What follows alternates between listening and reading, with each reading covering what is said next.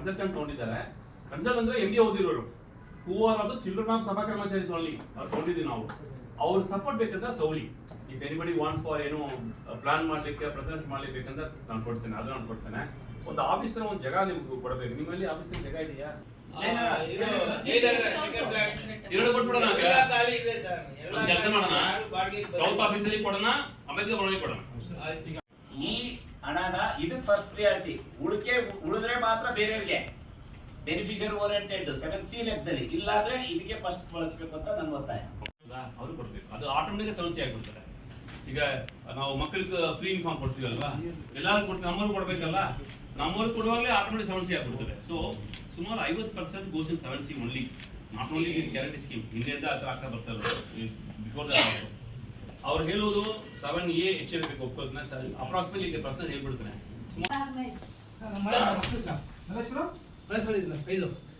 ಅಲ್ಲಪ್ಪ, ಯಾರು ಆರ್ಗನೈಸ್ ಮಾಡ್ತಾರಲ್ಲ around 15 different kinds of skills, including this what you can say video editing and creating the for social media. So ಈಗ ವೆಂಕಟೇಶ್ ಅವರು ನಿಮಗೆ ಹೇಳ್ತಿರೋದು ಅದು 4 ಆ ಏಜೆನ್ಸಿಗೆ ಯೂಸ್ ಮಾಡಿಕೊಂಡು ಸ್ಕಿಲ್ ಕೊಡೋರಿದ್ದೀವಿ. ಈಗ ನಾಳೆ ಅಥವಾ ನಾಡಿದ್ದು ಆನ್ಲೈನ್ ಅಪ್ಲಿಕೇಶನ್ ನಾವು ಬಿಡ್ಲಿದ್ದೀವಿ. ಯಾರ್ಯಾರಿಗೆ ಯಾವ್ಯಾವ ಟ್ರೈನಿಂಗ್ ಬೇಕು ಅಪ್ಲೈ ಮಾಡ್ಬೇಕಂತ. ಇದಕ್ಕೆ ನಾನು ಒಂದು IC ಆಕ್ಟಿವಿಟಿ ಮಾಡ್ಕೊಂಡು ದೊಡ್ಡ ಮಟ್ಟದ ಪ್ರಚಾರ ಕೂಡ ಕೊಡ್ಲಿದ್ದೀನಿ ಸರ್. ಬಟ್ ಈ next 15 days we are going to shortlist the agency so that ಯಾವ ತರ ನಮಗೆ ಅಪ್ಲಿಕೇಶನ್ ಬರ್ತಾ ಹೋಗ್ತಾ ಆ ತರ ನಾವು ಬ್ಯಾಚಸ್ ಫಾರ್ಮ್ ಮಾಡ್ತೀವಿ. ಸ್ವಲ್ಪ ಜೊತೆಗೆ ಮಾಡೋಣ, ಯಾಕಂದ್ರೆ ನಮ್ಮವರು ಮಾಡ್ತಾ ಇದ್ದಾರೆ ಸರ್. ಈಗ even we are going to tie up with Uma Mahadevan madam also. ಯುವ ನಿಧಿಯಲ್ಲಿ ಕೂಡ ಯಾರು ಬೆನಿಫಿಷಿಯರಿ ಇದ್ದಾರೆ. ನಾವು we already started to train on multimedia gaming. ಈಗ ಬರ್ತಾರೆ, ಅಂಜಿಮೂರು ಬರ್ತಾರೆ, ನಮ್ಮ PTs ಇಂದ ನಾವು ಶುರು ಮಾಡಿದ್ವಿ. ನೀವು ಏನೇನು ಹೇಳ್ತೀರೋ ನಾವು ಮಾಡ್ತೀವಿ ಎಲ್ಲ training, including foreign language training ಮತ್ತು ಫಾರಿನ್ ಹೋಗ್ಲಿಕ್ಕೆ ಏನು ಮಾಡಬೇಕು, ವೀಸಾ ಪಾಸ್ಪೋರ್ಟ್ ಹೇಗೆ ಮಾಡಬೇಕು ಎಲ್ಲ ಮಾಡ್ತಾರೆ. ಆಟೋ ಡ್ರೈವರ್ಸು, ಹೆಲ್ಪರ್ಸು ಅವ್ರಿಗೆ ಇವತ್ತು ಕೂಡ ಭದ್ರತೆ ಇಲ್ಲ ಸರ್. EPS ಪೌರ ಕಾರ್ಮಿಕ ಸತ್ತು ಹೋದ್ರೆ 10 ಲಕ್ಷ ಪರಿಹಾರ ಕೊಡ್ತಾರೆ. ಆಮೇಲೆ ಶವ ಸಂಸ್ಕಾರಕ್ಕೆ 20,000 ರೂಪಾಯಿ ಕೊಡ್ತಾರೆ. ಸೇಮ್ ಡಿಪಾರ್ಟ್ಮೆಂಟ್ ಅಲ್ಲಿ ಕಸ ಇವ್ರು ಕುಡಿಸೋರು, ಅವ್ರು ಕಸ ಹೊತ್ಕೊಂಡು ಹೋಗೋರು ಯಾರು ಆಟೋನಿಂದ, ಅವ್ರಿಗೆ ಶವ ಸಂಸ್ಕಾರಕ್ಕೆ 20,000 ಅವ್ರು ಕೊಡ್ತಿದ್ದಾರೆ, ಇವ್ರು ಕೊಡ್ತಾರೆ. ಆಮೇಲೆ ಬಂದು ಇದುವರೆಗೂ ESI ಕಾರ್ಡ್ ಇಲ್ಲ ಸರ್. ಯೂನಿಫಾರ್ಮ್ ಶರ್ಟ್ ಮಾತ್ರ ಕೊಡ್ತಾರೆ ಸರ್, ಪ್ಯಾಂಟ್ ಕೊಡಲ್ಲ ಗುತ್ತಿಗೆದಾರ. ಯಾಕಂದ್ರೆ BBMP ಮುಂಚೆ 2015ರಲ್ಲಿ ಒಟ್ಟಾರೆ 32,000 ಜನ ಪೌರ ಕಾರ್ಮಿಕ ಕಾಂಟ್ರಾಕ್ಟ್ ಕೆಲಸ ಮಾಡ್ತಿದ್ರು ಸರ್. ಈ ಗುತ್ತಿಗೆದಾರರು ರಕ್ಷಣೆ ಮಾಡ್ಕೊಡಕ್ಕೆ ಏನ್ ಮಾಡಿದ್ರೆ ಕೆಲವು ಅಧಿಕಾರಿಗಳು ಅವತ್ತಿನ ಪರಿಸ್ಥಿತಿಗೆ ಏನಾದ್ರು ಪುರುಷನೆಲ್ಲ ತಗೊಂಡ್ಬಂದು ಆಟೋ ಕಾಂಟ್ರಾಕ್ಟ್ ಕೊಟ್ಬಿಟ್ಟು ಸರ್, ಮಹಿಳೆಯವರು ಮಾತ್ರ DPS ಕೊಟ್ಟಿದ್ರು ಸರ್, BBMPಗೆ ಸಾಲನೆ ಕೊಡ್ತಿದ್ರು. ನಾವೇನು ಹೇಳ್ತಿದ್ರೆ ಇದು ಸಪ್ರೇಟ್ ಮಾಡಿದ್ದಾರೆ. ಈಗ ನೇಮಕಾತಿ ಪ್ರಕ್ರಿಯೆ ಪ್ರಾರಂಭ ಆಗಿದೆ ಸರ್. ಯಾರು ಮಹಿಳೆಯರಿಗಲ್ಲ, ಇವ್ರಿಗೂ ಕೂಡ ಪ್ರಕ್ರಿಯೆ ಪ್ರಾರಂಭ ಆಗಬೇಕು. ಆಮೇಲೆ ಬಂದು ಅವರಿಗೆ ಮೊದಲನೇದಿರ್ತಕ್ಕಂಥದ್ದು ಅವರಿಗೆ ಸತ್ತೋದ್ರು ಕೂಡ ಯಾವತ್ತಿಂದ ಇವರು BBMP ಸತ್ತೋದ್ರವ್ರು ಪರಿಹಾರ ಕೊಡ್ತಿದ್ರು, ಇದಕ್ಕೆ ಮುಂಚೆ ಸತ್ತೋದ್ರು ಕೂಡ 10 ಲಕ್ಷ ಪರಿಹಾರ ಕೊಡಬೇಕು ಸರ್. BBMPಯಲ್ಲಿ ಬಜೆಟ್ ಕೊರತೆ ಇಲ್ಲ ಸರ್, ಬಜೆಟ್ ಇದೆ. ಅದು ದಯವಿಟ್ಟು ಪಾಪ ನಮ್ಮ ಪ್ರತಿಯೊಂದು ಪೌರ ಕಾರ್ಮಿಕ ಮೀಟಿಂಗ್ಗಳಲ್ಲಿ ನಮ್ಮ ಸ್ಪೆಷಲ್ ಕಮಿಷನ್ ಬರ್ತಾ ಇದ್ದಾರೆ, ಅವ್ರಿಗೆ ಭಾಳ ಕಾಳಜಿ ಇದೆ. ಈಗ ಇನ್ನೂ ಕೂಡ ಎಲ್ಲ ಸಮಾಜ ಪೌರ ಕಾರ್ಮಿಕರು ಎಲ್ಲರೂ ಕೂಡ ಇಲ್ಲೇ ಇರೋದ್ರಿಂದ ಇದನ್ನ ಒಂದು ಮಾಡಿಬಿಟ್ರೆ ಇತಿಹಾಸದಲ್ಲಿ ಅವ್ರಿಗೆ ಒಂದು ಒಳ್ಳೇದು ಮಾಡಿದಾಗ ನಾವೆಲ್ಲರೂ ಕೂಡ ಅವ್ರು ನೆನೆಸ್ತಾರೆ ಸರ್. ಇನ್ನೊಂದು ಸರ್, ಒಂದು ನಿಮಿಷ ಸರ್, ಸಬ್ಜೆಕ್ಟ್ ಆಮೇಲೆ ಈಗ 4,600 ಆಟೋ ತಗೋಬೇಕು ಸರ್. ನಮ್ಮ ಹೆಲ್ಪರ್ ಫಂಡ್ ಅಲ್ಲಿ 4,000 ಆಟೋ ತಗೋಬೇಕು. ಯಾರು ಗುತ್ತಿಗೆದಾರ 60,000 ರೂಪಾಯಿ BBMP ಕೊಡ್ತಿದ್ದಾರೆ ಸರ್. ಅವ್ರಿಗೆ ಆಟೋನ ಕೊಟ್ಬಿಟ್ರೆ ಇಬ್ಬರು ಆಟೋ ಡ್ರೈವರ್ ಮತ್ತು ಹೆಲ್ಪರ್ ಇಬ್ಬರು ಸೇರ್ಕೊಂಡು 33,000 ರೂಪಾಯಿ ಸಾಲನೆ ತಗೊಂತಾರೆ. ಅವರು ಸುಖವಾಗಿ ಜೀವನ ಮಾಡ್ತಾರೆ ಸರ್. ಆಟೋಗೆ ಏನಾದ್ರು ಖರ್ಚು ಹೆಚ್ಚು ರಿಪೇರಿ ಆದ್ರೆ ಅವರೇ ಮಾಡ್ಕೊಂತಾರೆ, ಅವರೇ ಓನರ್ ಆಗ್ತಾರೆ. ಸೊ ಯು ವಾಂಟ್ ನಾವು ಈಗ ನಾವು ಲೋನ್ ಕೊಡಬಹುದು ನಮ್ಮಿಂದ? BBMP ಎಲ್ಲ ದುಡ್ಡಿದೆ ಸರ್, ಆರಾಮಾಗಿ. ಇವಾಗ್ಲೂ ಲೇಬರ್ ಡಿಪಾರ್ಟ್ಮೆಂಟ್ ಅಲ್ಲಿ ನಾನು ಸಹ ಕನಿಷ್ಠ ವೇತನ ಮಂಡಳಿಯಲ್ಲಿ ಇದ್ದೀನಿ, ಮಿನಿಮಮ್ ಬೋರ್ಡ್ ಮೆಂಬರ್ ನಾನು. ಅದರಲ್ಲಿ ಹಲವಾರು ಸಲ ಕಂಪ್ಲೇಂಟ್ ಮಾಡಿದೀವಿ. PF ಬೋರ್ಡ್ ಅಲ್ಲಿ ಸಹ ನಾನು ಟ್ರಸ್ಟಿ ಬೋರ್ಡ್ ಮೆಂಬರ್ ಆಗಿರೋದ್ರಿಂದ PF ಬೋರ್ಡ್ ಅಲ್ಲಿ ಸೆಕ್ರೆಟರಿ ಮುಂದೆ ಹೇಳಿದ್ದೀನಿ, ಈ ತರ ಒಬ್ಬರು PF ಕಟ್ತಾ ಇಲ್ಲ.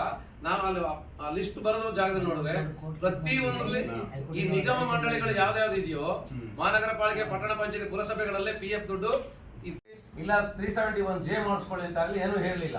ಆದ್ರೆ ನಿನ್ನೆ ಯಾವಾಗ ನೇಮಕಾತಿ ಸ್ಟಾರ್ಟ್ ಆಯ್ತು, ಬೆಳಿಗ್ಗೆ ನೀವು ಬಂದಾಗ ಕೇಳ್ತಾ ಇದ್ರೆ KK ಅಂದ್ರೆ 371J ಬೇಕು ನನಗೆ ಅಂತೇಳಿ, ಅವ್ರ ಹತ್ರ ಇಲ್ಲ. ಅದೇ ತರನೇ ಹಲವಾರು ಕಾರ್ಮಿಕರು, ವಲಸೆ ಕಾರ್ಮಿಕರು, ಅವರು ಸತ್ತೋಗಿರೋ ಹೆಣ ತಗೊಂಡೋಗಿ ಊರಲ್ಲಿ ಹಾಕ್ಬೇಕಾದ್ರೆ ಅವ್ರಿಗೆ ಆಧಾರ್ ಕಾರ್ಡ್ ಅಲ್ಲಿ ಊರದ್ ಬೇಕು. ಯಾಕಂದ್ರೆ ಯಾರು ಇಲ್ಲಿ ಮಣ್ಣು ಮಾಡಲ್ಲ 90%. ಯಾಕಂದ್ರೆ ಹಿಂದೂ ಸಂಪ್ರದಾಯ ಪ್ರಕಾರ ಅದು ನಮಗೆ ತುಂಬಾ ಸಮಸ್ಯೆಗಳಾಗ್ತದೆ. ಸರಿ. ಅದಕ್ಕೆ ಆಧಾರ್ ಕಾರ್ಡ್ ಬೇಕು. ನೀವು ಕರ್ನಾಟಕದಲ್ಲಿರುವಂತ ನಿಮಗೆ ಏನು ಸರ್ಟಿಫಿಕೇಟ್ ಬೇಕು, ಇವಾಗ ತಂದು ಕೊಡಿ ಅಂದ್ರೆ ಸರ್ 371J ಗೆ ನಾನು ಬಳ್ಳಾರಿ ಮಾತ್ರ ಎಷ್ಟು ಕೊಟ್ಟಿದ್ದಾರೆ, ತಹಸೀಲ್ದಾರ್ ಬಳ್ಳಾರಿ ಅವರು ಮಾತ್ರ ಕೊಟ್ಟಿದ್ದಾರೆ. ನಮ್ಮ ಗುಲ್ಬರ್ಗ ತಹಸೀಲ್ದಾರ್ ಕೊಟ್ಟಿಲ್ಲ.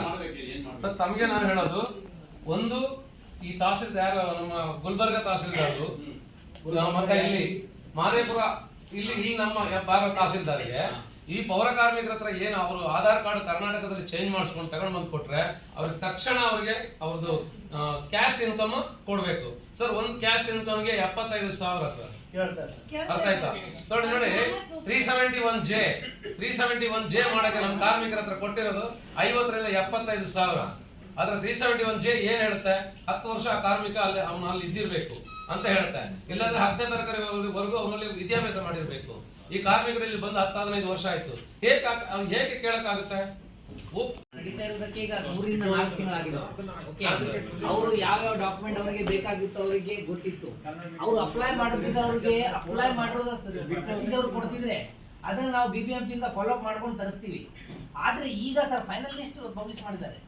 ಈಗ ಡಾಕ್ಯುಮೆಂಟ್ ವೆರಿಫಿಕೇಶನ್ ಹೋಗಿದೆ. ಅದು ಡಾಕ್ಯುಮೆಂಟ್ ವೆರಿಫಿಕೇಶನ್ ಯಾರ್ದಾದ್ರು sir, document verification process has started. Now new person cannot be added at all. I don't know what I'm saying. Second thing is the document process verification process, it will anyway take some time.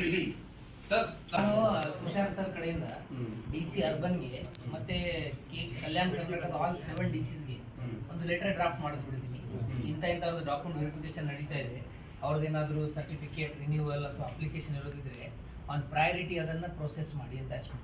Okay, ನಾನು actually ಬಂದು sir ಇದು ಬಂದು ಆ ಪೌರ ಕಾರ್ಮಿಕರನ್ನ ಆದ್ಯತೆ ಮೇಲೆ ತಗೊಳ್ತಾ ಇರೋದು. ಒಂದು AS ಆಫೀಸರ್ ಅಲ್ಲಿ ಕೊಟ್ಬಿಟ್ಟು ನೀವು ನಮಗೂ ಲಿಸ್ಟ್ ಕೊಡಿ. ನನಗೂ ಲಿಸ್ಟು ಯಾವ ತಾಲೂಕಾ ನಂಬರ್ ಬೇಕು. ನಾವು ಇಲ್ಲಿ ಕೂತ್ಕೊಂಡು ನೇರ ಫೋನ್ ಮಾಡ್ತೀವಿ. ನಾವು ಸೋಷಿಯಲ್ ಡಿಪಾರ್ಟ್ಮೆಂಟ್ ಮಾತಾಡ್ತಾ ಇದೀವಿ, ಈ ಪರ್ಸನ್ಗೂ ನೀವು ಸರ್ಟಿಫಿಕೇಟ್ ಕೊಡ್ಬೇಕು ಅಂತ ಹೇಳ್ತೀವಿ. ಅಲ್ಲಿ ನಾವೇನ್ ಮಾಡ್ತೀವಿ, ನಮ್ಮ ಲೋಕಲ್ ಆಫೀಸರ್ ಇರ್ತಾರಲ್ಲ ಅವರಲ್ಲಿ ಹೋಗಿ ಹೇಳ್ಬಿಡ್ತೀವಿ. ಅಲ್ಲಿ ಹೋಗ್ಬಿಟ್ಟು ನಮ್ಮ AD ಅಥವಾ DD ಕಲೆಕ್ಟ್ ಮಾಡಿ ಅವ್ರಿಗೆ ಕಳಿಸಿ. ಅದನ್ನ ಮಾಡ್ತೀವಿ. ಡಿಪಾರ್ಟ್ಮೆಂಟ್ ಅದಕ್ಕೋಸ್ಕರ ಕಮಲ ಮಾಡ್ತಾರೆ. ಮೇಡಮ್ ಅರ್ಥ ಆಯ್ತು ಹೇಳೋದು ನಿಮ್ಗೂ? ಕ್ಲೀನರ್ಸು, ಕಾಂಪ್ಯಾಕ್ಟರ್ ಅಲ್ಲಿ ಡ್ರೈವರ್ಸು, ಕ್ಲೀನರ್ಸು, ಪೌರ ಕಾರ್ಮಿಕರು ಎಲ್ಲ ಒಟ್ಟಿಗೆ ಇದ್ದಿದ್ದು. ಎಲ್ಲ ಒಟ್ಟಿಗೆ ಸ್ಟ್ರೈಕ್ ಮಾಡ್ಕೊಂಡೇ ಬಂದ್ರು. 2018ರಲ್ಲಿ ಅವ್ರಿಗೆ ಮಾತ್ರ ಡೈರೆಕ್ಟ್ ಪೇಮೆಂಟ್ ಆಯ್ತು. ಯಾರಿಗೆ? ಪೌರ ಕಾರ್ಮಿಕರಿಗೆ. ಇವ್ರಿಗೆ ಡ್ರೈವರ್ಸ್ ಕ್ಲೀನರ್ಸ್ ಮಾತ್ರ ಆಗ್ಲಿಲ್ಲ. ನಾವು ಅನೇಕ ಸಲ ಹೇಳಿದ್ವಿ, ಅವ್ರನ್ನ ಪೌರ ಕಾರ್ಮಿಕರೆಂದು ಪರಿಗಣಿಸಿ ಅವ್ರಿಗೂ ಕೂಡ ಡೈರೆಕ್ಟ್ ಪೇಮೆಂಟ್ ಮಾಡಿ ಅಂತೇಳಿ ನಾವು